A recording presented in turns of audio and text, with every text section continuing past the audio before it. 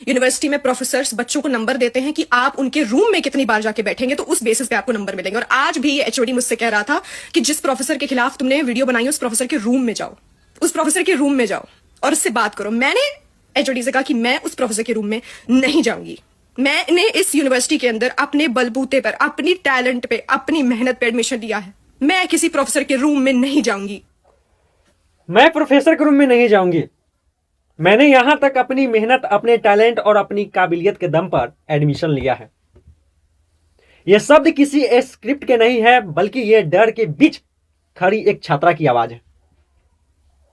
आप वीडियो में जिस लड़की को देख रहे हैं उसका नाम चित्रा।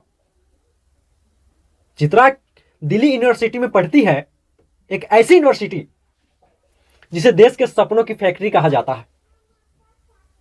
जहां तक कहा जाता है यहां टैलेंट चलता है, सिफारिश नहीं।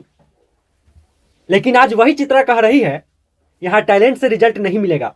क्यों? क्योंकि उसे साफ साफ कह दिया गया है, अगर नंबर चाहिए, अगर रिजल्ट चाहिए, अगर कैरियर बचाना है तो प्रोफेसर के रूम में अकेले जाना होगा।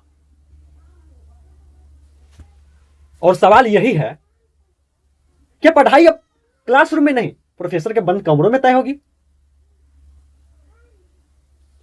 चित्रा डर में है। डर इस बात का नहीं है कि वो गलत है, डर इस बात का है कि अगर उसने ना कहा तो उसका कैरियर ना कर दिया जाएगा।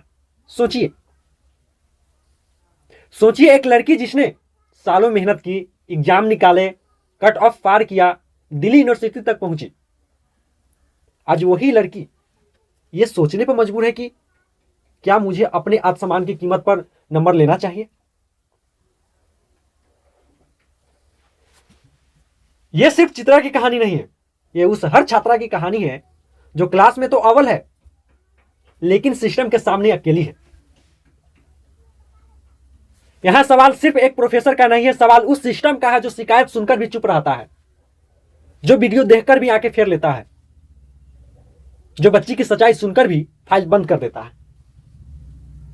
सबसे ज्यादा घिन इस बात की है कि जब एक लड़की हिम्मत करके बोलती है तो उसे कहा जाता है सबूत लाओ। कैसे लाए सबूत? क्या वो अपने डर को रिकॉर्ड करे? क्या वो अपने सामान को दांव पर लगाए? या फिर चुप रह जाए?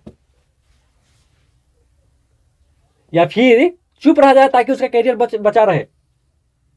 आज चित्रा के सामने दो रास्ते खड़े हैं। एक रास्ता जो प्रोफेसर के रूम की तरफ जाता है और दूसरा रास्ता जो संघर्ष, शिकायत और अनिश्चित भविष्य की तरफ। और समाज उससे पूछ रहा है तुम्हें क्या करना चाहिए। नहीं, यह सवाल चित्रा से नहीं पूछा जाना चाहिए, यह सवाल यूनिवर्सिटी से पूछा जाना चाहिए, यह सवाल शिक्षा व्यवस्था से पूछा जाना चाहिए, यह सवाल हम सबको खुद से पूछा जाना चाहिए।